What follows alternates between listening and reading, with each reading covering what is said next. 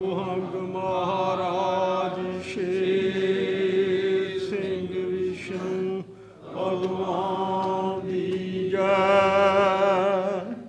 ਸੋ ਹੰਗ ਮਹਾਰਾਜ ਸ਼ੇਰ ਸਿੰਘ ਵਿਸ਼ਨੂੰ ਭਗਵਾਨ ਦੀ ਜੈ। ਸੋ ਹੰਗ ਮਹਾਰਾਜ ਸ਼ੇਰ ਸਿੰਘ ਵਿਸ਼ਨੂੰ ਭਗਵਾਨ ਦੀ ਜੈ। ਸੋ ਹੰਗ ਮਹਾਰਾਜ ਸ਼ੇਰ ਸਿੰਘ ਵਿਸ਼ਨੂੰ ਭਗਵਾਨ ਦੀ ਜੈ। ਸੋ ਹੰਗ ਮਹਾਰਾਜ ਸ਼ੇਰ ਸਿੰਘ ਵਿਸ਼ਨੂੰ ਭਗਵਾਨ ਦੀ ਜੈ।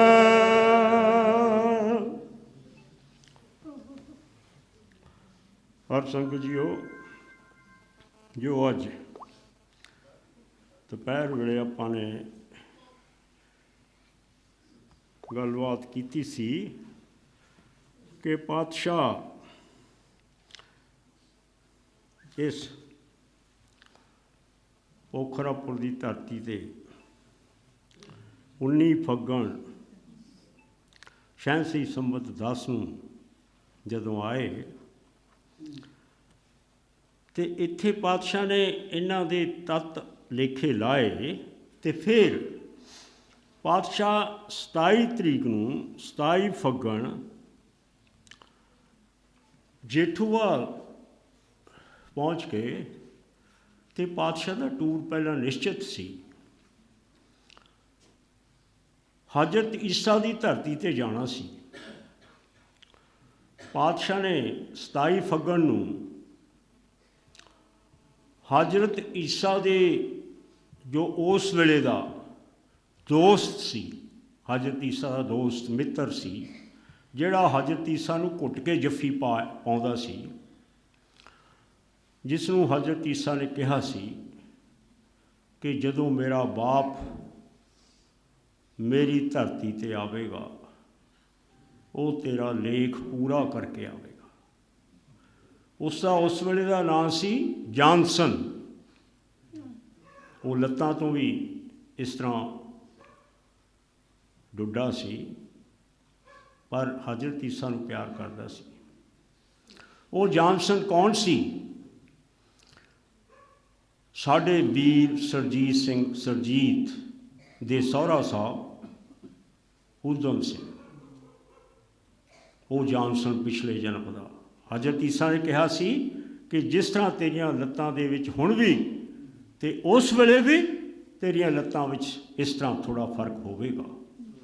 ਸੋ ਉਸ ਜਾਨਸਨ ਦਾ ਲੇਖ ਪੂਰਾ ਕਰਦੇ ਹੋਏ ਪਾਤਸ਼ਾਹ ਹਜ਼ਰਤ ਈਸਾ ਦੀ ਧਰਤੀ 'ਤੇ ਜਾਣਾ ਸੀ, ਕਿਉਂਕਿ ਵਾਅਦਾ ਕੀਤਾ ਸੀ। ਅਤੇ ਪਾਤਸ਼ਾਹ ਫਿਰ 28 ਫੱਗਣ ਨੂੰ,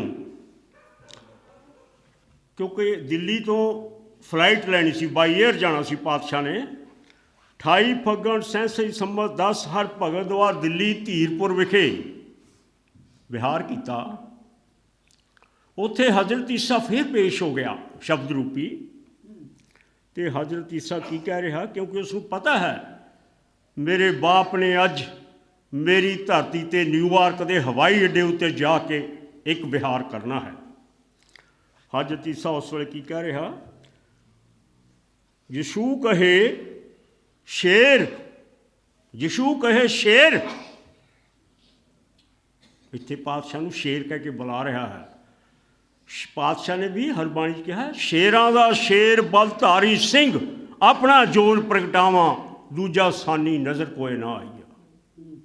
ਅਤੇ ਇੱਥੇ ਯਿਸੂ ਕਹੇ ਸ਼ੇਰ ਸਜਦਾ 20 ਬੀਸੇ ਵਿੱਚ ਭਾਰਤ ਦੇ ਵਿੱਚ ਮੈਂ ਤੇਰੇ ਚਰਨਾਂ 'ਚ ਸਜਦਾ ਕਰਦਾ ਹਾਂ। ਭਗਤ ਦਵਾਰ ਦਿੱਲੀ ਸੀਸ ਨਵਾਈਆ।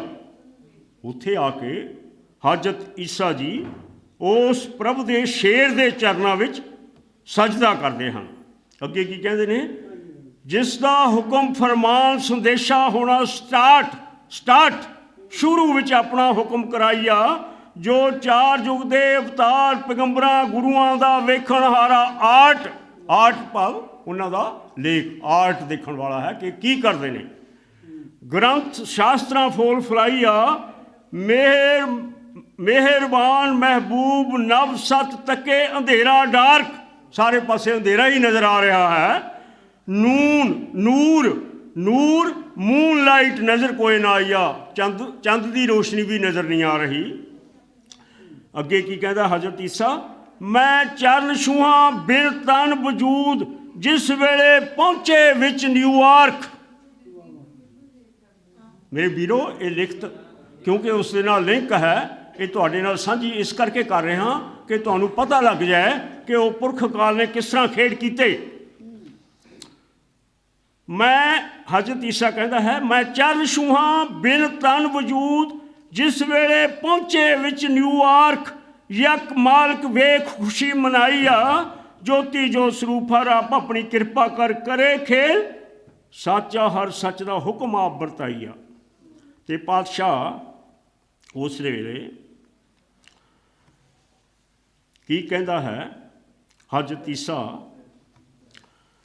ਸੋ ਮਿਹਰਬਾਨ ਮਹਿਬੂਬ ਅਮਰੀਕਾ ਵਿੱਚ ਪਹਿਨ ਕੇ 7 ਰੰਗ ਦੀ ਟੋਪੀ, 7 ਦਾ 7 ਨਿਸ਼ਾਨ ਵਿਖਾਈ ਆ। 7 ਰੰਗ ਦੀ ਟੋਪੀ ਪਹਿਨ ਕੇ ਨਿਊਯਾਰਕ ਹਵਾਈ ਅੱਡੇ ਦੇ ਉੱਤੇ ਪਾਤਸ਼ਾਹ ਨੇ 7 ਦਾ 7 ਨਿਸ਼ਾਨ ਵਿਖਾਈ ਆ। ਲੈਣਾ ਦੇਣਾ ਜਾਣੇ ਕੋਟਨ ਕੋਟੀ, ਵੇਖਣ ਹਾਰਾ ਥੋਂ ਥਾਈਆਂ, ਜਿਸ ਦੀਨ ਦੁਨੀ ਕਰਾਉਣੀ ਬੋਟੀ ਬੋਟੀ, ਨਵ ਸਤ ਸਤ ਕੁਰਲਾਈ ਆ। ਇਹ ਗੱਲ ਲਿਖੀ ਗਈ ਧੀਰਪੁਰ ਦਿੱਲੀ ਭਗਤ ਦਵਾਰ ਵਿਖੇ। ਹੁਣ ਪਾਤਸ਼ਾਹ ਤਾਂ ਤੁਹਾਡੇ ਨਾਲ ਥੋੜ੍ਹੀ ਲਿਖਤ ਸਾਂਝੀ ਕਰਦੇ ਹਾਂ ਕਿ ਵੀਰ ਨੇ 10 ਮਿੰਟ ਦਾ ਹੀ ਟਾਈਮ ਦਿੱਤਾ ਹੈ। 30 ਫੱਗਣ ਸਹੀ ਸੰਮਤ 10 ਨੂੰ ਸ਼ਾਮ 5 ਵਜੇ ਨਿਊਯਾਰਕ ਹਵਾਈ ਅੱਡੇ ਅਮਰੀਕਾ ਪਾਤਸ਼ਾਹ ਪਹੁੰਚ ਗਏ ਨੇ। ਉੱਥੇ ਕੀ ਕਹਿੰਦਾ ਹੈ ਫਲਗਣ ਕਹੇ ਮੇਰਾ ਦਿਵਸ ਦਿਹਾੜਾ 30 32 ਹਰ ਜਗਦੀਸ਼ਾ, 30 32 ਹਰ ਜਗਦੀਸ਼ਾ ਦਿਆ ਕਮਾਈਆ, ਪੁਰਖ ਕਾਲਾ ਦੀਨ ਦਿਆਲਾ, ਛਤਰ ਝੂਲੇ ਜਿਸ ਦੇ ਗੰਮੀ ਸ਼ੀਸ਼, ਬਿਨ ਤਨ ਵਜੂਦ ਮਾਟੀ ਖਾਕ, 5 ਤੱਤ ਸ਼ੋਭਾ ਪਾਈ ਆ। ਉਹ ਨਿਰਗੁਣ ਧਾਰ ਹੈ। ਤਾਈਓ ਤਾਂ ਜਿਹੜੀ ਪਹਿਲਾਂ ਅੱਜ ਤੁਹਾਡੇ ਨਾਲ ਗੱਲ ਸਾਂਝੀ ਕੀਤੀ ਸੀ ਕਿ ਬਰਮਿੰਘਮ ਦੇ ਵਿੱਚ ਇੰਗਲੈਂਡ ਦੇ ਵਿੱਚ, ਉੱਥੇ ਲੰਡਨ ਦੀ ਧਰਤੀ ਉੱਤੇ ਉਹ ਜੋਤੀ ਜਾਤਾ ਪੁਰਖ ਵਿਦਾਤਾ ਜੋਤ ਨੂਰ ਨਰਾਨਾ ਸ਼ਾਹ ਸੁਲਤਾਨਾ ਜੋਤ ਸ਼ਬਦ ਦੀ ਧਾਰ, ਉਹੀ ਨਿਰਗੁਣ ਉਹ ਪਹੁੰਚ ਗਿਆ ਉੱਥੇ। ਅਤੇ ਪਾਤਸ਼ਾਹ ਅੱਗੇ ਕੀ ਕਹਿੰਦੇ ਨੇ, ਕਿਉਂਕਿ 7 ਰੰਗ ਦੀ ਟੋਪੀ ਦਾ ਨਿਸ਼ਾਨ ਹਜ਼ਰਤ ਈਸਾ ਨੇ ਕਿਹਾ ਹੈ। ਇੱਥੇ ਕੀ ਕਹਿ ਰਹੇ ਨੇ ਹੁਣ ਪਾਤਸ਼ਾਹ, ਧਰਨੀ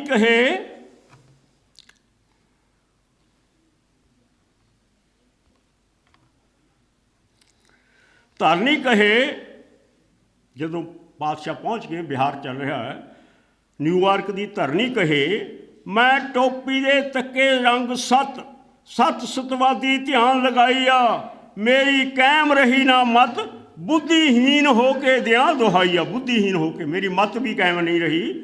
ਚਾਰੋਂ ਕੁਟ ਰਿਹਾ ਨਾ ਧੀਰਜ ਜਤ, ਸੱਚ ਵਿੱਚ ਨਾ ਕੋਈ ਸਮਾਈਆ, ਆਤਮ ਪਰਮਾਤਮ ਜੁੜਿਆ ਕਿਸੇ ਨਾ ਨਤ, ਪਾਰ ਬ੍ਰਹਮ ਮੇਲ ਨਾ ਕੋਈ ਕਰਾਈਆ।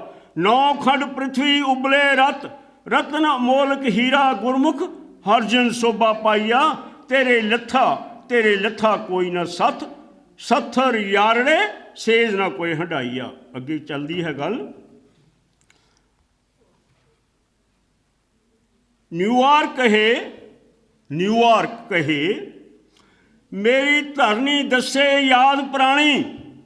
ਉੱਥੇ ਲੇਖ ਸੀ, ਉਹ ਨਹੀਂ ਹਵਾਈ ਅੱਡੇ 'ਤੇ ਜਾ ਕੇ ਪਾਤਸ਼ਾਹ ਖੜ੍ਹੇ ਹੋ ਗਏ, ਉੱਥੇ ਲੇਖ ਸੀ ਉਸ ਧਰਤੀ ਦਾ, ਨਿਊਯਾਰਕ ਦੀ ਧਰਤੀ ਦਾ। ਉਹ ਦੱਸ ਰਹੇ ਨੇ ਹੁਣ, ਨਿਊਯਾਰਕ ਕਹੇ ਮੇਰੀ ਧਰਤੀ ਦੱਸੇ ਯਾਦ ਪੁਰਾਣੀ, ਪ੍ਰਾਣ 18 ਧਿਆਨ ਲਗਾਈਆ, ਜਿਸ ਦੀ 4,17,000 ਸ਼ਲੋਕ ਕਹੇ ਕਹਾਣੀ। 4 ਪ੍ਰਾਣਾਂ ਦੇ ਵਿੱਚ 4,17,000 ਸ਼ਲੋਕ ਦਰਜ ਕੀਤੇ ਹੋਏ ਨੇ। ਪਾਤਸ਼ਾਹ ਨੇ ਇੱਕ ਜਗ੍ਹਾ ਹਰੇਕ ਪ੍ਰਾਣ ਦੇ ਸ਼ਲੋਕ ਵੀ ਲਿਖਾਏ ਨੇ, ਜੇ ਉਹਨਾਂ ਟੋਟਲ ਕਰੀਏ ਤਾਂ ਇੰਨੇ ਹੀ ਬਣਦੇ ਨੇ। ਜਿਸ ਦੀ 4,17,000 ਸ਼ਲੋਕ ਕਹੇ ਕਹਾਣੀ, 9,000 ਸ਼ਲੋਕ ਭਵਿੱਖਤ ਪ੍ਰਾਣ ਰਿਹਾ ਦ੍ਰਿੜਾਈਆ। 9,000 ਸ਼ਲੋਕ ਭਵਿੱਖਤ ਪ੍ਰਾਣ ਵਿੱਚ ਦਰਜ ਨੇ ਕਿ ਉਹ ਨੇਕਨਕ कल की अवतार शेरां दा शेर किस तरह मातलोक विच आके अपना खेड करेगा, न्यूयॉर्क की धरती ते जाएगा।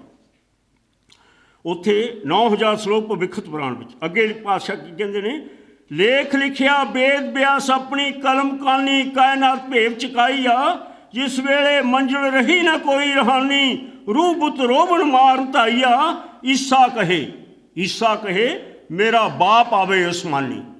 हजरत ईसा ने बाइबल में लिखा है कि मेरा बाप, my father will appear from the sky. इस तरह उन्हें अपनी बाइबल में अंकित किया है। तो इत्थे भी कहा, ईसा कहे मेरा बाप आवे आसमानी, इसम आजम एक खवाई आ, मोहम्मद सुन के हक पैगामी, कूक कूक दिता जनाइया, जो मालक आलमे जावदानी, दो जहाना फूल फुलाइया। हुण पातशाह अगे कहते हैं, अगे इसे बारे धरनी कहे मेरा न्यूयॉर्क वाला पिछला टिकाणा है, पिछले 4 युगों तो न्यूयॉर्क की धरती का टिकाणा है, बिना टकिया तो दियाँ जनाइया, स्कंद प्राण विच लिखिया लेख महाना। स्कंद प्राण वो भविखत सी, स्कंद प्राण दे विच की लेख लिखिया है, 999 श्लोक की धार रहे गवाईया, कलयुगांत सदी 14वीं हजरत मुहम्मद साहब की, 20वीं हजरत ईसा की, सम्मत शहनशाही कलयुगांत सदी 14वीं 20वीं, खेल होए महाना, महिमा गंत न कोई गणाइया, ज्योति जाता पुरख वदाता, पहरे बाणा नू नराना डगमगाइया। तो पातशाह ने उत्थे खेड कर दिता। तो हुण पातशाह अपना डंक वजा रहे ने, की कह रहे ने कि हजरत ईसा ने कहा कि जदों मेरा आसमानी अब्बा आवेगा उस वेले की खेड करेगा, तुर खेल आप खिलावेगा, सो पुरख निरंजन दिया कमावेगा, हर पुरख निरंजन पर्दा लावेगा, 7 स्वर्णी धारा, सो पुरख निरंजन हर पुरख निरंजन, एक ओंकारा वेख विखावेगा, आद निरंजन डग मगावेगा, अविनाशी करता रंग चढ़ावेगा, श्री भगवान शोभा पावेगा, पार ब्रह्म वेश बटावेगा, ज्योति जाता डगमगावेगा, सतगुर शब्द प्रगटावेगा, सतगुर शब्द प्रगटावेगा, विष्णु वर्मा शिव उठावेगा, तुर संदेशा बिन संधियों सरगियों, तुर संदेशा बिन संधियों सरगी आप समझावेगा, नर नरेशा हुक्म बरतावेगा, अवतार पैगंबर गुरु जो ज्योति धार रहे हमेशा, हम साजन नाल मिलावेगा। पातशाह की कहते ने, सच करनी कार कमाएगा, दीन दयाल दया कमाएगा, 52 आशा वेख विखाएगा। 52 की धरती का भी उत्थे 52 का भी लेख सी, जदों 52 की 2 कदम पातशाह ने उस वेले 52 अवतार ने 2 कदम पूरे किए, अद्धा कदम अगे समुद्र आ गया, धरती खत्म हो गई, तो बल की छाती ते रखिया सी, उत्थे भी पातशाह ये गल कर रहे हैं। 52 आशा वेख विखाएगा, राम रामा आप समझाएगा, कृष्ण कान्हा वंड मंडाएगा, पैगंबरा साचा संग निभाएगा, नानक गोबिंद अंग लगाएगा, सतगुर शब्द डंक बजाएगा, नेक कलंक वजी डंक। गुरु ग्रंथ साहिब जी है, इत्थे भी कहा सतगुर शब्द डंक बजाएगा, रौ रंक आप उठाएगा, सच द्वार बंक शोभा पाएगा, दीन दुनी फिर मन का मनक, मनसा कूड़ वेख विखाएगा, जो आशा रखी भगत जनक इशारा। इत्थे पातशाह फिर भेव खोलते हैं, जो आशा रखी भगत जनक इशारा। जनक ने की इशारा किया, न्यूयॉर्क एक दर्शाएगा, और न्यूयॉर्क की धरती ते मेरा पातशाह जाएगा। सो साहब सच्चे पातशाह अगे भी भेव खोलते हैं। 23 अवतारां दे इत्थे न्यूयॉर्क की धरती नाल साडे सैकटरी साहब खड़े हो गए हैं, टाइम हो गया होना है मैनू लगता। साहब सच्चे पातशाह किरपा कर, तो जो हर बाणी पढ़ते हैं आप जी नाल विचार साझे करते हैं, न्यूयॉर्क की धरती का सीन तुहाडे अगे आ गया सी, पर मेरे अगे तो मेरी अखां के सामने उस तरह से जिवें न्यूयॉर्क हवाई अड्डे ते गल चल रही है, पातशाह कर रहे हैं। सो साहब सच्चे पातशाह की सिफत सलाह करते हैं, हर बाणी पढ़ते हैं, गलतियां हो जांदियां ने साहब सच्चे पातशाह पासों, आप पासों माफ़ी मंगदा होया फिर बेनती करांगा, ओ साहब सच्चे पातशाह ਦੀ ਸਿਫਤ ਸਲਾਹ ਕਰਦੇ ਰਹੋ ਅਤੇ ਉਸ ਦੇ ਬਣਦੇ ਰਹੋ ਅਤੇ ਉਸ ਦੇ ਚਰਨਾਂ ਨਾਲ ਹਮੇਸ਼ਾ ਆਪਣਾ ਧਿਆਨ ਰੱਖੋ ਤਾਂ ਕਿ ਉਹ ਹਮੇਸ਼ਾ ਤੁਹਾਡੇ ਨਾਲ ਚੱਲੇ, ਤੁਹਾਡੀ ਗੱਲ ਸੁਣੇ, ਤੁਸੀਂ ਉਸ ਨੂੰ ਆਪਣੀ ਗੱਲ ਸੁਣਾਓ।